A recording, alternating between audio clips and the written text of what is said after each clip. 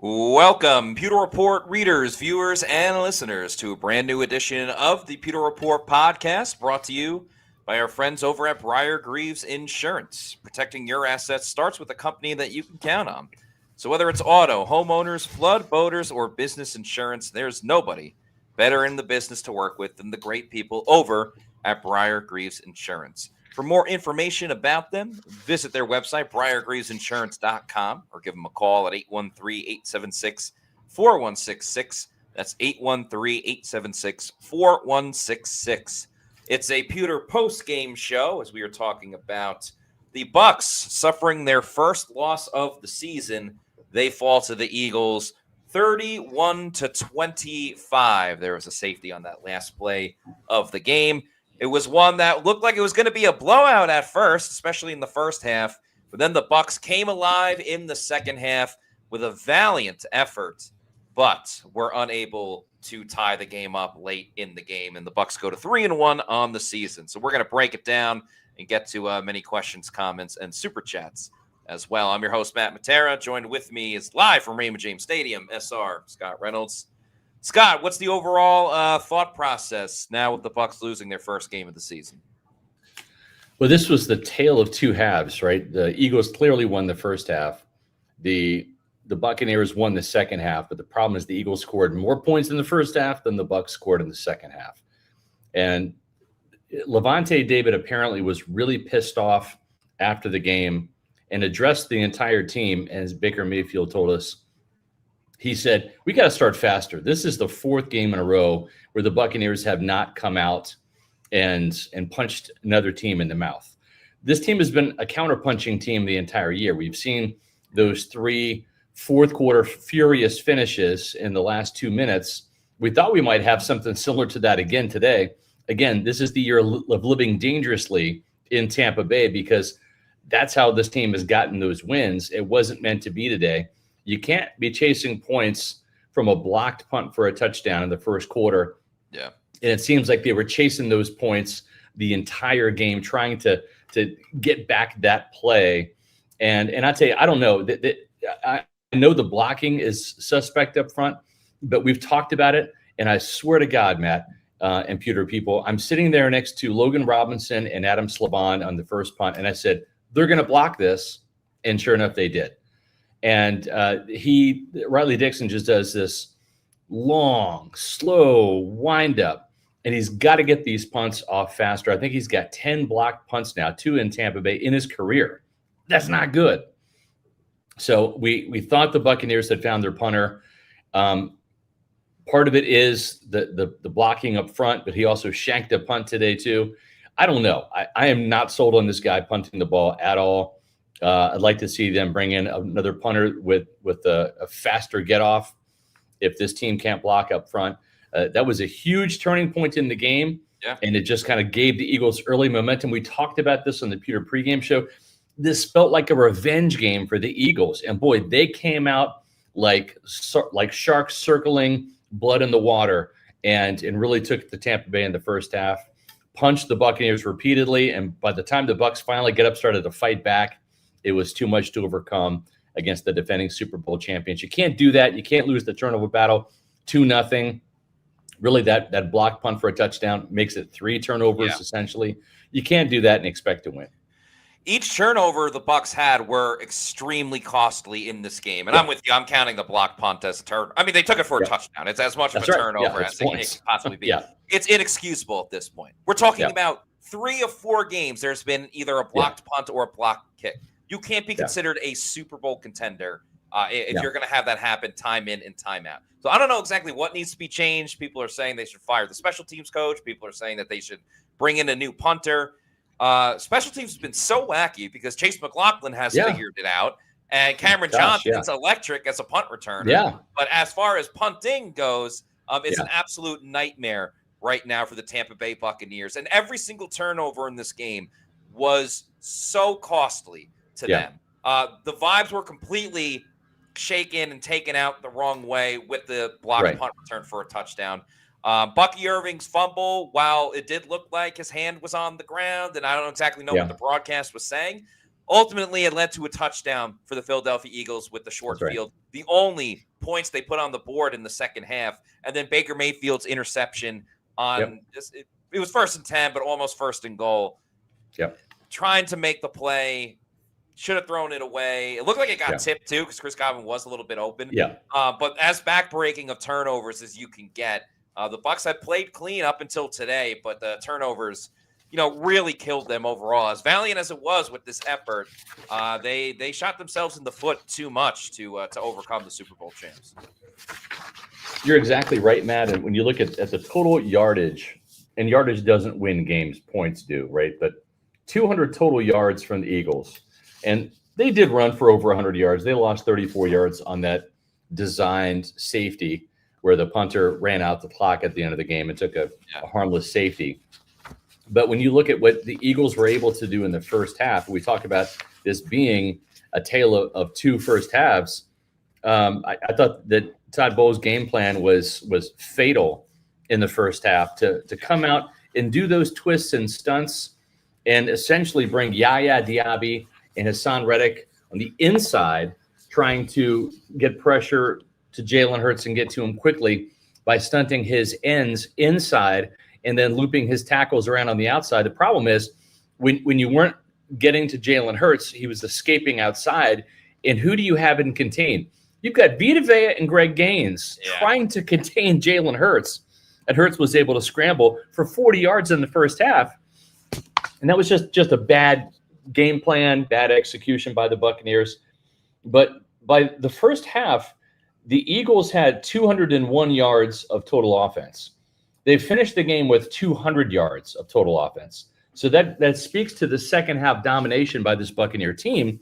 But those turnovers, especially that one inside the red zone where Baker Mayfield, it's a one-score game, and throws the end zone interception off the tip to Jihad Campbell, that was the difference in this game. It was very close. You have to commend this team for fighting hard to come back.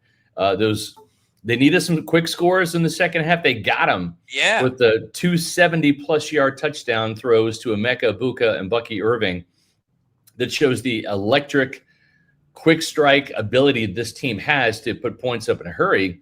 They just needed some of that in the first half. So I hope that this team, looking at a 3-1 start, that's not bad, but this is the meat of the schedule here. Seattle next week, then you've got San Francisco here at home, and then you've got Detroit on the road on Monday Night Football. They're going to have to win one or two of these games here. This cannot be the beginning of the 4-game slide that we've seen over the last 2 years. And they dealt with some more injuries today. They didn't have Mike Evans. They could have used him. Chris Godwin was okay coming back, rusty for sure. But they lost some more players today on defense. We saw Jamel Dean go down, and you thought, okay, well, here's Jamel's annual injury. Yeah. Benjamin Morrison comes in and plays really, really well. Had a pass breakup and was sticky in coverage. Made some really good tackles. Then Benjamin Morrison has a hamstring injury, and he leaves the game. So this is the third hamstring injury for Benjamin Morrison here. And, he couldn't finish the mandatory minicamp because of a hamstring. Then he couldn't finish training camp in the preseason, didn't play at all because of a hamstring injury that basically cost him a month of football. Then he gets out on the field finally and plays really well. And you think, all right, well, at least they drafted a replacement for Jamel Dean, who had a groin injury and left the game in the second half. And now Benjamin Morrison is out. So will this team have Dean or Morrison or neither next week in Seattle? That's the big question right now, but it's just frustrating to see Morrison finally get on the field, finally look good. Yeah. And then the hamstring injuries again, you have to wonder, gosh, did they draft an injury-prone corner to replace another injury-prone corner? It was so frustrating, too, because the first half, the Eagles were just toying with the Bucs defensively. I mean, Jalen Hurts was throwing underhand throws to the tight end and scoring. Dallas Goedert, he had a pretty good game overall. But that second half, they shut down the passing game of the Philadelphia Eagles really for the entirety of it. It was really Dallas Goedert, the only guy that was doing anything. A little bit of Saquon as well in the passing game. But, we spent a lot of time talking about A.J. Brown and what he could do to the Bucs defense.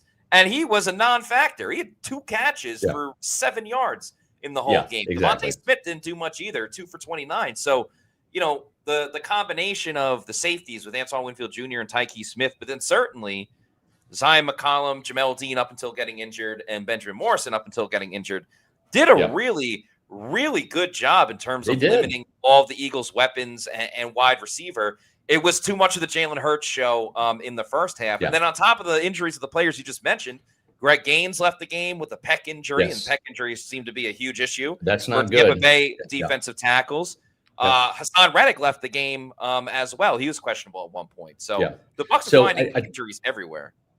Yeah, I talked to Hassan Reddick after the game, saw him in the locker room, and so he has a stinger. He took a helmet-to-helmet hit from Yaya Diaby on Vita Vea's second sack of the game. And so he has a neck stinger. It looked like he was holding his face or like had his hand in his face mask as he was running off the field. We were trying to figure out what was happening, what was going on.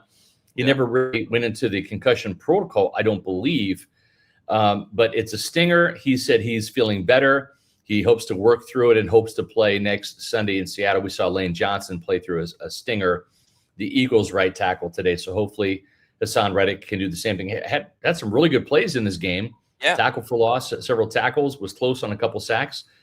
Vita Vea certainly made his presence felt today with 2 sacks on Jalen Hurts. It's just crazy. I mean, the Bucs absolutely dominated the second half of the game. If not for those 2 turnovers, they probably come back and win this game. But again, Tampa Bay has to, if it wants to win more than an NFC South championship, it has to come out and be the bully. It has to come out and not wait for the counterpunch and getting hit first in the mouth. They've got to take it to the other team and get up on teams early and then put them away. And I don't think that they've done that this year. They had a little bit of a lead on the Jets last week, but then, they allowed the Jets to kind of come back. But that's the message that I think this team is going to work on this week, is starting fast on both sides of the ball, getting some stops on defense, getting some takeaways, which they've only had takeaways now in 1 game out of 4. That's again, it's the year of living dangerously. You're not going to win a lot of games if you lose the turnover margin or if you don't get any takeaways.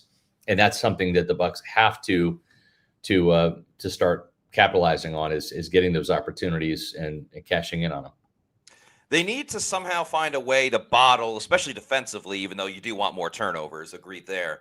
They need to find a way to bottle what they did in the second half and bring that into Seattle next week. Because all of a sudden, they were able to just keep Jalen Hurts in the pocket, and then Jalen Hurts was no more of a threat. The Eagles couldn't even throw the ball down the field. And I thought the Bucs did a good job of stopping the run when it was actually, organized running plays. I agree. You mentioned Vita Vea. He was an absolute monster in this game. He was fantastic and showed why he's one of the best defensive tackles in the league. And then offensively, part of it was they had to start trying to score quick and strike quick. Yeah.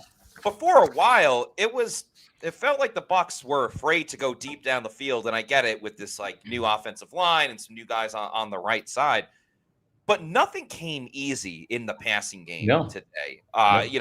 Credit to Quinyon Mitchell and Cooper DeJean. They were tight. They did a good job on these receivers. Even Emeka Egbuka didn't really explode until the second half with this big 77-yard play. But it took the Bucs putting an effort to actually go deep down the field before they could kind of really get back into it. I think that's something they need to improve on as well. I understand you got to figure out what's going on with the offensive line, who you can trust, who you can't trust. But teams are just going to sit on the Bucs in these short route plays until they try to threaten more deep down the field. And they did with Bucky Irving, and that was awesome, and Egbuka too. But the Eagles do play a lot of cover 2. They had a lot of cover 2 in that first half, and they were showing a cover 2 shell. And they were getting some pressure. I mean, the Eagles were blitzing and running a cover 2. At times, it felt like they were playing with 12 guys in the field because they were getting to Baker Mayfield. And I think some of those were just some stunts, taking advantage of the newly shuffled offensive line, really putting some stress on Ben Bredeson and Graham Barton in the middle of that offensive line. And so they were forcing Baker Mayfield to throw the ball underneath, and the Eagles were rallying to make those tackles. There were not many yards after catch opportunities there. And I think it really, you look at those two plays, those were kind of broken plays where Baker Mayfield playing a little bit of sandlot football there. Certainly the one to Baker Mayfield to Bucky Irving, where he's kind of like waving. I'm like, get down the field, Bucky. And then just two amazing throws hitting Emeka Buka and Bucky Irving in stride with the football. Just fantastic big plays when the Bucs needed it the most. I thought Servassier Dennis, played an okay game today. 8 tackles. This was more of his type of game where he's between the boxes. Didn't terribly get exposed in the passing game. I thought they would try to isolate Saquon on him. And Todd Bowles said, nope, we're not doing that. He put in some different kind of coverages to have multiple defenders in the flat so they couldn't just check the ball. If we saw 2 out of the first couple of plays, the Eagles were checkdowns, or maybe not even checkdowns, just quick throws to Saquon Barkley in the flat to try to get him going. But Dennis had 8 tackles today, 6 solo. Tyke Smith, 5 tackles. 9 tackles combined, 5 solo. Just wasn't really enough. The Bucs did a really good job with tackles for loss today. And I think that was really critical. Multiple players, Kayvon Merriweather, Elijah Roberts, Elijah Simmons had a tackle for loss. Chris Braswell, Jacob Parrish, Levante David, Vita Vea had 2 tackles for loss. Servassier Dennis and Hassan Reddick all had tackles for loss. So Tampa Bay did a pretty good job. It's hard to run on this team. It really is. It is. And thanks to that 34-yard negative run, it took what was the first 100-yard game rushing surrendered by the Bucs defense back down to 88 yards or whatever it was for the Eagles. So their streak of keeping teams under 100 yards rushing remains intact thanks to that winning play by the Eagles to have their punter take a safety. Yeah, and I think the Eagles did the most damage to the Bucs when it came to running the football on those Jalen Hurts scrambles and stuff like that. Right. So you still don't want that to happen, and you got to have better containment. I thought Yaya Diaby at times didn't, wasn't really sound in exactly, setting the edge and not allowing I agree. Jalen Hurts to tuck it and run and have some big plays like you did early in that game. But when it came to like organized, designed running plays for Saquon Barkley or A.J. Dillon, I thought Tampa Bay did a pretty good job there. I'm liking Elijah Roberts the more and more that he gets playing time. Good player.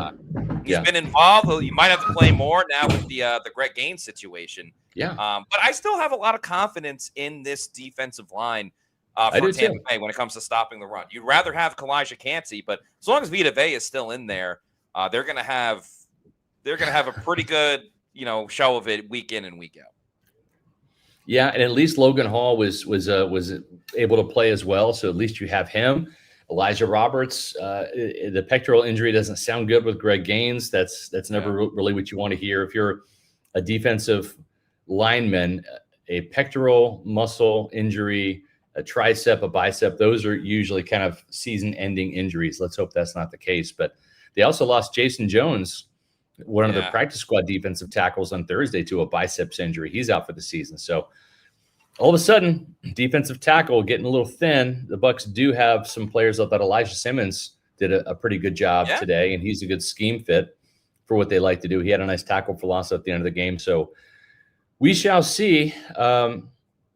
It's going to be interesting to see who's available for that Seattle game. The Dean and the Morrison injuries concern me a little bit, but a better situation than last year where the Bucs would have been down to Josh Hayes and Tyreek Funderburk now at this point last year. Now they've got Kendall Vildor, who I feel better about. He actually had a pretty good training camp. You have Breece Hall on the practice squad you can always elevate and bring up. And, and then you have a better Josh Hayes, who's number 3 on that list right there. So you're still a little bit of ways out there. And also, too, I think if Christian Izien can come back, they did lose Rashad Wisdom with a quad injury, and that's significant because they're a little shaken at the safety depth. If Izien can come back from his quad injury, he could play nickel, or you could play Tyke at nickel and put Kayvon Merriweather in at safety, and then move Jacob Parrish outside to corner, where he actually ended up playing at the end of the game. So the cornerback situation is not as dire as it was last year, but you'd love to have Dean and Morrison back, or at least one of them back, just to have more bodies out there. Both of those corners, I thought, played really well today. Yeah, even if you could just get one of the two, that would be big time. I really liked what I saw from Benjamin Morrison when he was available, and Jamel Dean has continued to stack these pretty good performances. So that'll be very important. But there's no doubt about it. The Bucs have way more depth at corner this year than they did last year, and Seattle's definitely got some tough receivers as well with Jackson Smith and Jigba, and Cooper Kupp, who has hurt the Bucs before in the past, but. We'll worry about that game later on this week. Let's get to a couple of super chats and new members as well. This one we gave a shout out to this morning. Thank you. Again. Shout out to you, Straight Cash, for becoming a Pewter Report YouTube channel member. We appreciate that. Samuel Fisher, thank you for the $10 super chat. Says, I feel like if the refs called a fair game on the egregious holds they were doing all day, we win. But we played a great second half, and I'm hyped for the rest of the season. And holy smokes, Chase bang. Yeah, he was Chase money today. It's funny how fans, and we were having to kind of deal with this in the Pewter Report podcast quite a bit. Fans were like, do we need to bring in another kicker? Do they have to bring somebody in, cut McLaughlin and all this? We're like, whoa, hold on here. This guy's played 2 really, really good seasons in Tampa Bay so far. Let's give him the benefit of the doubt. Let's see what he can do at home after missing a couple of kicks indoors in the domes. And lo and behold, he's had 2 really fantastic weeks. I mean, a 65-yarder. That is the longest field goal outdoors in NFL history. So second longest ever, longest outdoors, franchise record. Just a tremendous job today. And, that field goal gave them some life at halftime. It provided a spark. I mean, they came out guns a-blazing in the second half, got a stop on defense. And it just wasn't enough to overcome those 2 turnovers in the second half. If they didn't have that, I'd like the Bucs' chances of pulling off another fourth quarter comeback, but it wasn't meant to be, and it's not going to be against really good teams like the Eagles. Yeah, Money McLaughlin is all the way back, had a nice 58-yarder as well. Yeah, that was a chip shot. Yeah, right? Insane. And it did give them momentum for sure, because the Bucs got the big 3 and out. To begin that third quarter. As far as the refereeing goes, it was insane to me. Like, there were slow-mo replays of the corners and defensive backs of the Eagles pulling the shirts of Chris Godwin and Sterling Shepard. And it's like, that's as blatant as it can be of a penalty. When you're pulling the shirt, and there's no calls there. I'm not going to say it was completely biased towards the Eagles. The Bucs got some calls as well, some roughing the passers. There was the taunting penalty for stepping over Bucky or whoever Cooper DeJean stepped on. Not loving the refs this year overall. They definitely missed some calls. But I don't think the refs were the reason why the Bucs lost. Zine has now become a YouTube channel member. Thank you so much. Thank you very much, Zine. Thank you. Nicola Legistina, thank you for the $4.99 super chat. Thanks for joining us on the Pewter Game Day show as well. You were heavily involved. Says, Eagles didn't beat us. We did it to ourselves. We'll be fine, especially when we get healthy. Special teams inconsistency is so concerning, though. Yeah, it is. It's very concerning. They got to get that fixed. I mean, this can't be an ongoing issue. They've got to fix it and fix it now. And I'm not sure what the answer is. Special teams is not my specialty, but I would start with the punter, and just looks like he is just taking too long to get those punts off. And then the blocking up front's got to be shored up. But I don't know, 32-year-old punter, he's had 10 blocked punts in his career. When he gets them off, he's good, but when he doesn't, it's awful. So he had another shank today too. That's what I'm saying. Yeah. So I don't know. It's kicking seems to be like a lot of a mental thing. Sure. Again, credit to the Bucs for fighting back, because this easily could have been a blowout, and then the conversation on this show, I think, would be much different in terms of, are they a legit contender? You have to remember all the injuries, too. There was no Mike Evans today. And I know Eagles fans will be like, well, we didn't have these players last year. But in terms of the Bucs, I still think they can play with anybody. I'm not fully convinced that they can get out of their own way sometimes, like we saw today. So, that would be a big hurdle as well. Paul Bowen, thanks for the $1.99 super chat. Says, Bucs failed more than the Eagles succeeded. I don't know. I mean, you got to credit the Eagles. They blocked a punt. They returned it for a touchdown. Jihad Campbell dove in the end zone and made that play for an interception in the end zone. They didn't make any errors themselves, right? It looked to me like Jacob Parrish might have had an interception. Strassi Dennis kind of going for the ball too. It seemed like neither one of them got it. But you have to credit the Eagles, man. I mean, I wouldn't say that the Buccaneers just, absolutely lost this game. The Eagles came out in the first half and won the game. They did enough in terms of getting points on the scoreboard to hang on to win the game. Because again, this was a tale of two halves. Eagles dominated the first half. I think the Bucs dominated the second half. But you can't allow the Eagles to start the game. Jalen Hurts was 15 of 16 for 130 yards and 2 shovel pass touchdowns and 42 yards on the ground. 15 of 16.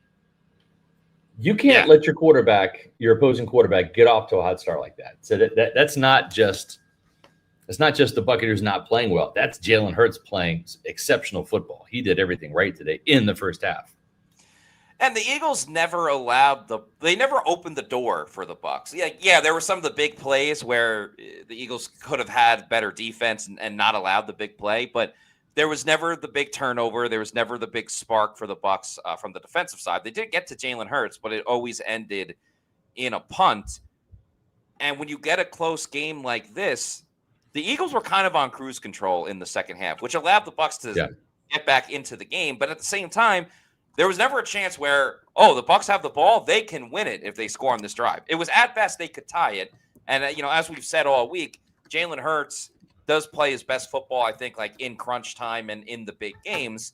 The Bucs were looking at a situation where the Eagles still would have had a chance to win, even if they tied it up and maybe went down and kicked the field goal.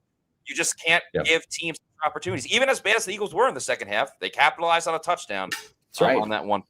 And, that's the difference between Super Bowl contenders and NFC Championship contenders. That's right. Virgin Boys, thanks for the $1.99 super chat. Says Baker sold the game with that interception.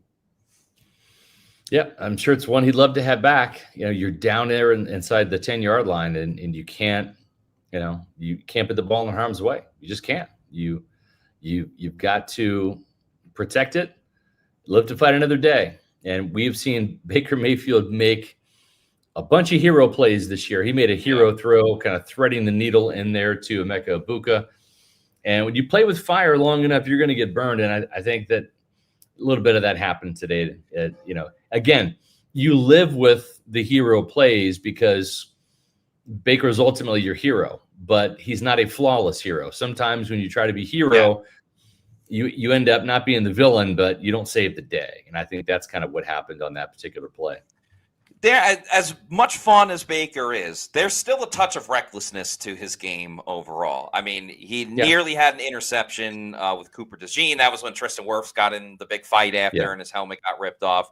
Baker fumbled again in the game. He's got to stop fumbling, all right? He's getting lucky that he's – and on that play, the Eagles had a good pass rush. It probably ends up in a sack or an incompletion anyway. But almost took points off the board right there. He's got to hold on to the football, and then the interception. I need to watch more replays of it. I still think it got tipped, but definitely needs to be cleaned up. And you can live with it. Yeah, I think he did get tipped. Yeah.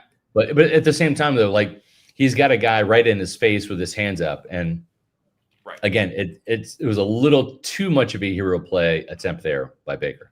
Yeah, for sure, especially because it was first down. You had 2 more shots on it, maybe even 3 more shots, given where they were on the field. So, it needs to be cleaned up. It also reminded me a little bit, slightly different, but last year against the Ravens, he threw that interception in the end zone. It was earlier in the game, second quarter or maybe late first quarter.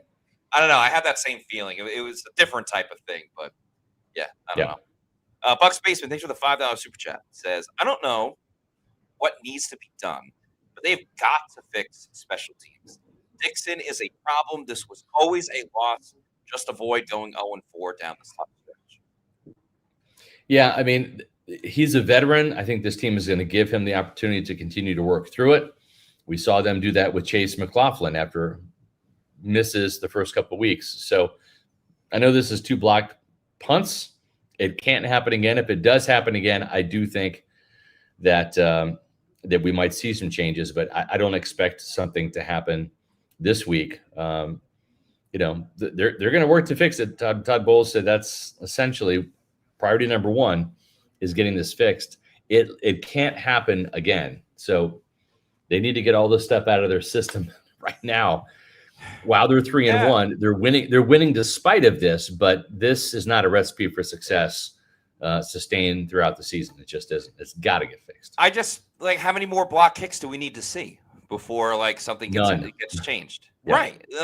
How you can't let this go on more and more. But I do think the Bucs will have a much better attitude when they go to Seattle on Sunday, whether it's from a special team standpoint, whether it's from the fast start, like you were talking about with Levante David. You also got to factor in Seattle just played on Thursday, so they have a couple of extra days, which doesn't help Tampa Bay, but no one's crying either. Yeah, I think, too, when you look at this game, this is their first loss, so we'll see how this team reacts to it. Sometimes you almost hope a team gets blown out because they get embarrassed and they show up with a little bit more vigor. To me, the embarrassment was just at halftime, right, where they were blown out in the first half, and you saw the vigor here in the second half. It didn't have to wait till next week for that fire to kind of kick in. But I think sometimes the close but no cigar ending is just as stark and just as much of an igniter as getting blown out can be. So let's hope that's the case. Let's hope they learn a lesson from this, saying, hey, we're not a miracle team that we're not going to have any divine intervention that's going to come down every week in the 2 minutes and save the day. We need to make some stuff happen for ourselves earlier in the game so it doesn't come down to the 2 minutes and we're trying to play catch up and win from behind. That is not a sustainable formula for success. That's not how Todd Bowles and Josh Grizzard draw it up every week, where they say, okay, here's the game plan. Let's get down in the fourth quarter, and then we'll make a stop on defense, and then you go win the game on offense, and we'll call it a day. That is not the game plan. So starting faster is an absolute must. And for Levante David to kind of capture the attention of the Buccaneers in the locker room and really kind of get on everyone's ass about that, I think that's going to resonate. That's going to be the message this week. Start fast. Don't wait to counterpunch. You throw the first punch and land their first punch in Seattle. The Bucs haven't really been able to control the tempo of a game yet. They did a little bit with the Jets, but then as soon as they took their foot off the gas against the Jets, next thing you know, they're down a point late in the game. And then you had to get into Baker Mayfield's superhero ball. So they want to be able to control the narrative and stuff like that, because they're committing to running the football. You want to build these big leads and then commit to running the football. But you don't want to, keep chasing the whole time. That's pretty much what Tampa Bay's done this whole season. Drillman 32, thanks for the $5 super chat, says T-shirts and jerseys stretched to the ground with the amount of holding the DBs committed. Jameis Mayfield killed us on that interception. He's got 1 interception in 4 games. I think that's manageable. If you forecast those numbers out throughout, what does he have now? 8 touchdowns, right, Matt? In 4 games? Yes. 6 coming in, 2 more today, right? So 8 touchdowns, times 8, that's 32 plus. So you're looking at close to 40 touchdowns for Mayfield again. And if he cuts his interceptions down from 16 to 4 or 5 this year, it's a huge win for the Buccaneers. I think you would take fewer touchdowns with less interceptions from Baker, because that's kind of what that would be if you were to take what he's got so far with 1 interception and 8 touchdowns. If you map that out for the remaining 3 quarters of the season, that's winning football, folks. I mean, I don't see how you can call him Jameis Mayfield, because he's not turning the ball over, and certainly not like he did last year, and certainly not like Jameis did.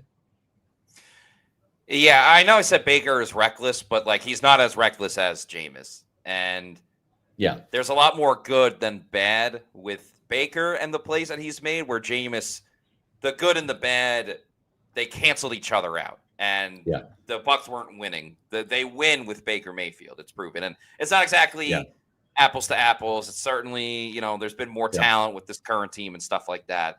But, I don't think that's fair either. And I agree with the lack of holding calls was absurd. Well, the best kind of holding is when you have a cold beer in your hand, Matt. I think we can all agree on that. And even though tomorrow's not going to be a Victory Monday, it's always kind of a Victory Monday, or at least a happy Monday at Walk-Ons, because they've got a happy hour from 3 to close every Monday where you can eat like a winner, drink like a champ. $3.99 domestic pints. $5 gets you the premium house pours or happy hour wines. $5.49 is the 22-ounce domestic drafts. $4 for the hush puppies or onion rings. $7 for the boom boom shrimp or a half order of waffle cheese fries or the spinach and artichoke dip. $8 for boneless wings or cheeseburger sliders. They've got a fantastic new menu that includes some new appetizers like 2 different sets of nachos. Score big flavors and even bigger vibes. 3 Tampa Bay area locations. Wesley Chapel, Midtown Tampa, and Lakeland. There's no victory shots after today's loss. But you know what? Maybe you can go drown your sorrows with some shots that would make you feel like a winner, such as the lemon drop, the Washington apple, the Mexican candy, the green tea, the lemon drop, or the tropical Vegas bomb. Those are some fantastic shots that you can try. And don't forget, on Tuesdays, Touchdown Tuesdays, you score big with those Touchdown Tuesdays. Rewards members on the app earn double points on Tuesdays and a free burger or sandwich once you hit 3 Tuesday visits. So get to Walk-Ons if you haven't tried it yet. They've got TVs galore. Watch the game tonight. Watch the game tomorrow night. Wesley Chapel, Midtown Tampa, or Lakeland. Shout out to Walk-Ons. Also, thank you to Eric Marino for this $5 super chat. Says, did Morrison's hamstring look bad? I don't know. I didn't see him in the locker room after the game. About half the players that kind of filed out by the time we had talked to Todd Bowles and Baker Mayfield. So I'm not exactly sure. And Todd Bowles didn't have any updates, and we'll see. I was a little surprised that Logan Hall played on his groin injury, but he played the entire game. Maybe this was a tweak rather than a pull. What concerns me, though, is Benjamin Morrison has had hamstring issues since he's been a Buccaneer. Yeah. Didn't finish the mini camp, didn't finish training camp, didn't play in the preseason at all. Didn't finish this game, so I'm not sure. This might be a recurring injury situation where we might see kind of a yo-yo effect of him playing and not playing due to the hamstring. Sometimes that's a very nagging injury. We'll see what happens. It's just one of those not again type of things. I know. So, yep. Thomas Moore, thanks for the 1999. Says special teams was helter-skelter. Punt team, kickoff team, scary at times. Defense made adjustments, but it felt like offensively didn't really get it going. The return game is the most solid Vita was leading today. I will say, I get pumped every time the Bucs get a stop because I love watching Cameron Johnson. Oh, he's so good. Yeah. He's been electric doing that, providing a spark for this team. I still feel pretty good about the defense. Don't look into the 31 points and think, the Bucs defense. They didn't bring it because they certainly brought it in the second half. There's no doubt about it. They had their issues in the first half. And the offense, they just never felt like they could get a rhythm. The big plays they did have were plays that I don't want to say they were lucky, but you're not going to score 70-yard touchdowns week in and week out. It was awesome to see. I hope they continue to do it. But they never had like that true rhythm against the Eagles team. And credit to the Eagles defense for making it difficult for Baker Mayfield. But that was something that kind of stuck out to me. The only thing the defense didn't do today was take the ball away. I think another turnover or two by the Eagles to even this out. I think the Buccaneers come back and win this game somehow, some way. Again, they had 201 points. 201 yards at halftime. The Eagles did 201 yards. They finished with 200. So if you take away the minus 34-yard run for a safety that the punter had to essentially end the game, the Bucs defense held the Eagles to 34 yards in the second half. Mm-hmm. I mean, that's masterful. That's damn good. The problem is down there in the red zone, they allowed that touchdown off of the turnover instead of holding the Eagles to a field goal. That played into the final score as well. That was the one blemish in the second half. Eric Moreno, thanks for this $2 super chat. Says chances Dean or Morrison plays next week or both. Don't know yet. We won't know until probably Wednesday, the earliest, to see who's practicing. To be honest, we might have some indication if it's a real serious injury to where somebody goes in injured reserve. Like that's kind of my fear with Greg Gaines, that pectoral injury. We'll see. We even saw Kristen Izing go on injured reserve to end the season. We also saw Jordan Whitehead go on injured reserve for the pectoral injury. He was able to come back though at the end of the year. So maybe this isn't season ending for Greg Gaines. We'll see if it's a pull or if it's an actual tear that will require surgery. But these injuries are piling up again on defense. It's unfortunate, but football is a collision sport. Yeah. Happen around the league. Sometimes more teams get luckier than others. This has not been a lucky stretch for the Buccaneers. Yeah, they're 3-1. So look at the positives. Right. As soon as it said he was out for the game with a pec injury, I'm like, all right, so he just tore his pec like how Kalijah Kancey did. So luckily the Bucs loaded up on defensive tackles, whether it's their practice squad or their active roster. So they do have replacements and reinforcements on the way. Donuts with Sprinkles, thank you for the $5 super chat. Shout out to the Simpsons. Says, did Baker have a Dilfer/Winston brain moment on that interception, or was it tipped? I think it was tipped. Looked like it was tipped, but still, it's kind of like he's just trying to do a little too much there. Yeah. And sometimes you just got to live to fight another day, live to fight another play. And that sometimes works against Baker, where he thinks he can make every hero play. And again, you want that because he's going to make way more than he won't. He's not going to be the villain where with Jameis Winston, it was 50-50, 50% hero, 50% villain. It's just, you're not going to save the day every play. And today that play ended up kind of biting Baker Mayfield there at the end. And to me, it hurts more because it was on first down versus a third down. Like third down, you kind of get it. You kind of need it. But the fact that it was first down and you had everything else in front of you, I think was annoying. Because it almost reminded me a little bit of like last week. Baker, it was like same area of the end zone, but he was on the left side. He was trying to throw to Sterling Shepard, and he just completely underthrew. And I was like, oh my God, he did that again. He just had no zip on it. That's right. That's right. But that wasn't the case. Yeah, it was more that it was tipped. Some people were worrying about the bicep too. I don't think that had anything to do with it. No, that didn't. Yeah. Thomas Moore, thank you for the $4.99 super chat. Says frequent pec and hamstring injuries point to deeper issues: poor load management, imbalanced training, and failed prevention by the strength and conditioning staff. I mean, it's easy to say. It's just, at the same time too, this is a violent game. I mean, the Bucs are not the only team that's having injuries. Pec injuries, bicep, tricep injuries, those are not uncommon for defensive linemen because you're kind of extending, you're getting held and driven back. You're trying to like put your arm out like a toll booth and make a tackle and or shed a block. And that happens. I mean, go back to Gerald McCoy's first 2 seasons. He had a tricep tear on both arms 1 year. And then the next year, both of his 2 seasons in Tampa ended on injured reserve. It just happens sometimes, and it's unfortunate. It's happened 3 times now in Tampa Bay. The bicep injury to Jason Jones last week, the Kalijah Kancey and Greg Gaines pec tears. We'll see. Yeah, there's a lot of teams that have weird injury histories. The Chargers are a team that gets injured all the time. The 49ers, have dealt with their own, and the Bucs are unfortunately in that category as well, at least for this season. They haven't really used their indoor facility too much this year. Like they used to do that a lot on Fridays, but they haven't been doing that either. So I'm curious if that'll change. Maybe even this week. I know it's outdoors against Seattle, but like loud crowd and all that stuff. Right. I don't know. Yeah. We'll see. Meets McGee, thank you for the $5 super chat. Says, I'm still encouraged. There's a difference in a loss and a beatdown. Matt and Scott, tomorrow you might feel different about today's game. We will be okay.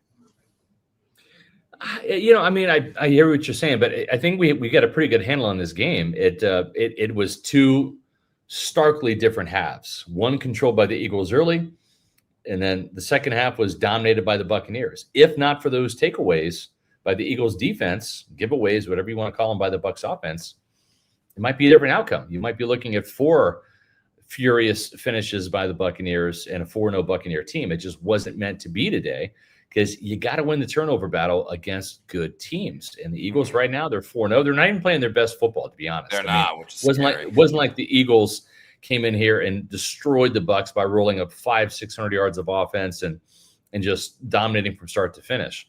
Tampa Bay had him figured out in the second half. They had him on the ropes. They had some big plays. They had stops on defense.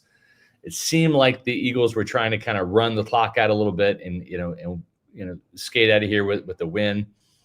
But I don't know. I'm going to go back and watch the game. I don't know that my feelings are going to change because that is pretty cut and dry what happened.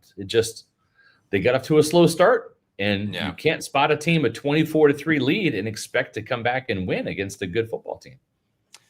Yeah, the block punt changed everything in the beginning of that game. Did, yeah. Mr. King, thanks for the $5 super chat, says this game is a demonstration of why they won't go any further than the playoffs. NFC South champs is meaningless when you can't beat good teams. So I get what you're saying. I feel like we need to have this conversation though after their next about 4 weeks. Yeah. Yes, in about 4 weeks. Because I'm with you. Exactly. If they lose 4 in a row, then we can't sit here on the show and say they can make the Super Bowl. Well, it's like you just lost to every good team. Now they'll have a chance to respond against that coming out of the bye. I know they play the Patriots, but they also have the Bills and the Rams, and those are two teams that I know I hold in Super Bowl contendership regard. So they'll be able to. I know their own division stinks, and that's a good thing, but they will have some of their own litmus tests this year. I agree for sure. Thomas Moore, thank you for this $4.99 super chat. Says injuries happen in football, but repeated pec and hamstring issues means it's time to evaluate the program. Every strength staff faces this. I mean, they're constantly evaluating and reevaluating this. This is the same staff that was pretty much doing the same thing 3 years ago, and they were hardly injured. Yeah. And they pretty much used the exact same practice schedules and exact same everything in 2024 that they did in 2023. And they just had a rash of injuries. And so they've kind of tweaked some things. They're doing some things differently this year. Is it working? Is it not? I don't know. Some players haven't gotten hurt yet. Some have. I don't know. You're always going to have hamstring and muscle injuries down here in the heat and humidity. That's just, it kind of works to your advantage when you're playing opponents that come from up north, but I think it works to your disadvantage because you're always in a constant state of perpetual dehydration because you're playing so many extended weeks, not just playing, but practicing so many weeks in the heat and humidity. Whereas up north, it's temperatures in the 70s, temperatures in the 60s. You're not having to deal with that level of dehydration and cramping that can result in that, like the Buccaneers and practice in on a regular basis. So, yeah, and there's some science stuff behind it. I'm not going to pretend that I know all the info when it comes to that, but I can assure you that the Bucs have looked into every nook and cranny that they can find to try to keep them as healthy as possible. Cecil, thanks for the $4.99 super chat. Says Heck and Haggard have been abysmal. It's time for Feeney and Ben Chakuma. Yeah. I'd rather go through a rookie's growing pains over a struggling veteran. Well, the good news is Luke Edeke he's still scooting around. He's still in a boot. But after he got out of the shower, he had the towel wrapped around him. He's scooting on his scooter, it's where you've got 1 foot down on the ground and you've got 1 foot kind of kicked back on a little resting scooter. So you're not walking and putting a lot of pressure on it. But then he gets off that and stands in front of his locker, right? And there's no cast on his foot, nothing like that. So whether he's dealing with a foot sprain of some kind or like a low ankle sprain or something, I'm not sure what the actual diagnosis is of the injury. But the fact that he's actually able to stand and kind of walk around a little bit. I know they don't want to put a lot of pressure on that foot and let it heal. And he's a big guy too, but Matt, I'm kind of encouraged that he'll be back maybe for that Lions game. It is not like he's on crutches and hobbling around or something. He can literally stand and walk around on that foot. They just don't want him to do that because they want that foot to heal. But it feels like Luke Edeke will come back after that 4-week injured reserve period is up and then hopefully play against the Lions. Yeah, and that's just as important as really any of these comebacks, besides maybe, Mike Evans. But once you have Luke Gedeke back, it can help open up even more with this team. Right. And that's, again, we got to remember, get to December with as much of a healthy Bucs team as possible, and they'll be that much tougher to go against. Agreed. Amazement 717, thanks for the $4.99, says, I've never been so frustrated and excited with special teams in one game. From blocks to awesome returns by Johnson, fix that issue. Everything else is okay. Yeah, it's as Jekyll and Hyde as it can be on special teams for the Bucs. Well said. It's heaven and hell. It's agony and ecstasy. It's the yin and the yang, whatever you want to call it. You feel like Cameron Johnson's going to have a punt return for a touchdown or two this year. Like, you feel that's coming. Just like I feel like Riley Dixon's going to have another block. I mean, it just no doubt about it. Yeah, even today, Cameron Johnson was very, very close to taking one to the house. So he'll be due. I was actually surprised the Eagles kept kicking it to him. I was like, "What are you doing? Just kicking it out of bounds." Marty Rules, thanks for the $2 super chat. Do you guys believe Bucky's fumble was a fumble? That was close. Sometimes when they make a call on the field, you have to have indisputable evidence to overturn it. And, if you're a Tampa Bay fan, if we're just being honest here, it looked like his shin or his forearm was down, right? If you're an Eagles fan, you're saying, nope, the knee was not down. There's not enough to overturn that.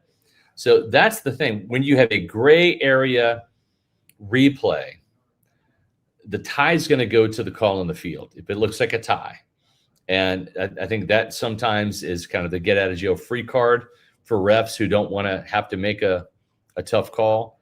If you're gonna say with great conviction that was not a fumble by Bucky Irving, I'm not going to argue against you. If you're going to sit there and say that was definitely a fumble by Bucky Irving, the refs were right, I'm not going to argue with you either on that. So to me, it could have gone either way. Again, you have to have clear and indisputable evidence to overturn the call on the field. They called it on the field as a fumble. I would have felt better if that wasn't ruled a fumble, if the Eagles would have challenged that play. I don't know that there's enough to overturn the call on the field, but the call on the field stood because it was the call on the field. I didn't think there was clear-cut evidence to necessarily suggest that it was an absolute not fumble, and it ended up being a turnover. It was very close. Bucs have been on the short end of the stick with some of these really close ones, whether it was Alan Lazard last week, the touchdown for the Jets, the no call, the no look for the Buka catch, but now Bucky. Samuel Fisher, thanks for the $5 super chat, says, hopping on again to say some comments from Bucs fans are crazy. We weren't going undefeated. We're going to get better. Nibiru didn't hit the bay. Yeah, I mean, I don't think any of us thought the Bucs were going to go undefeated. We actually all picked the Eagles to win this game. It's a very difficult opponent. The Bucs are going to make mistakes at one point or another. And this goes back to what we talked about during the week on whichever show. We do a million shows. But at the next step for Todd Bowles, because he's handled a lot of different things right now, the next one is avoid big losing streaks. The 2-game losing streak can happen during the season. But you can't have 3-4 game losing streaks. That's detrimental to this team. So that's the biggest. If this is a loss, that's okay. If it's a slide, it's not. Exactly. And I think that's the difference. And Matt, we talked about this throughout the week. We also talked about this hours ago on Pewter pregame. This felt like the Eagles were coming down here with revenge on their mind. And boy, you could sense that from the opening kickoff, the way they dominated the first half. This was a team that came down here on a mission. And it reminded me, and this is what we said in pregame, reminded me of the angst, the pent-up anger that the Bucs took to them in week 2 up in Detroit last week after getting swept by the Lions in the 2023 season. And, of course, the playoff loss up there. That's what this felt like to me. And it's exactly what happened. Eagles came down here with revenge on their mind, and they came out hot and scored enough points to win the game in the end. Yeah, good point. Edward Bandy, thanks for the $5 super chat, says, hey, guys, just jumping in, so I don't know if it was already talked about, but what about the refereeing today against the Bucs? They missed so many calls. Yeah, so we talked about it a little bit. I'm in agreement in terms of them pull the Eagles corners pulling the shirts of the Bucs receivers. That was ridiculous that wasn't called, because there were slow-mo replays in turn that should have been called. Like it can't be more black and white than that. It can't be more night and day than pulling of the shirt or the jersey or the undershirt, whatever they're wearing, and seeing that gap in between. So to me, that was absolutely crazy. In terms of some of the other calls, I don't know. I don't think it was crazy biased against the Bucs in that sense. Again, the Bucs got bailed out with a couple of roughing the passers, a couple of the unsportsmanlike conduct penalty for taunting. So here's one they missed. This is an obvious face mask here on Cooper DeJean. I thought Cooper DeJean got away with murder today, to be honest. This is a face mask. It wasn't called.